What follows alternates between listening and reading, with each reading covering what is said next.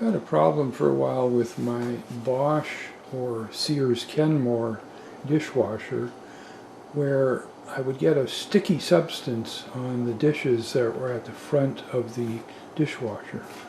And the first thing I noticed was that there's a setting on the dishwasher for how much rinse aid comes out. So that's the first thing you may want to check. To do that, you press the power button and the dishwasher will turn on. Then you're going to push normal wash and start at the same time. You've got to move the camera here for a second. And when you do that, this display will show a value. And what you want to do is press normal wash until that value changes to what's like a little R. And that 0.6 would be the most rinse aid, which you probably wouldn't want. So then what you'll do is you'll press the smart wash button, and as you press it, it'll go to 5, 4, 3, 2, 1, or 0. 0 is no rinse aid. So I'm going to set it back to 1, which is the lowest amount of rinse aid. And having done that, I'm going to press the start button to lock it in, and then I'll turn the power off. So that's one thing. If your rinse aid setting was at a value of, let's say, 5 or 6, by turning it down to 1, that may fix the issue. It didn't on mine though. Originally mine was at 5. I put it to 1. It seemed to work for a while, and then the problem occurred again. So I got my model number off the side of the dishwasher, which is along here. I went on the web and Googled for this issue of sticky dishes.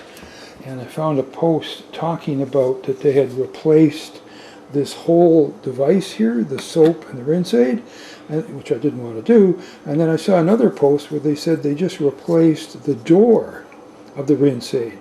And when I took a careful look, and I don't know if you'll be able to see it, at my door seal, you may be able to see sort of an impression around that rubber seal. I don't know if it's visible on the camera or not.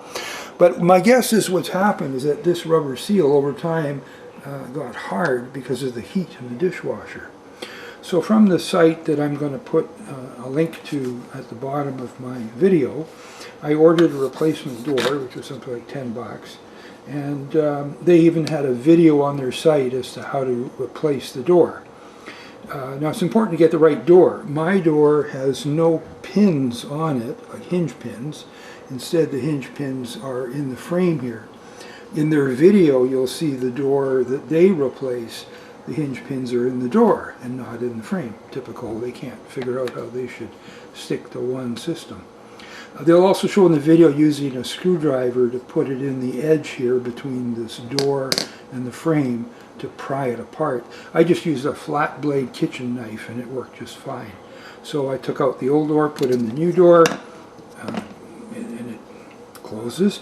And I've now done about 4 or 5 loads, and I've put dishes right flat against here, which in the past for sure would end up being sticky, either on the top or the bottom, and I've had no problems. So hopefully that'll fix yours.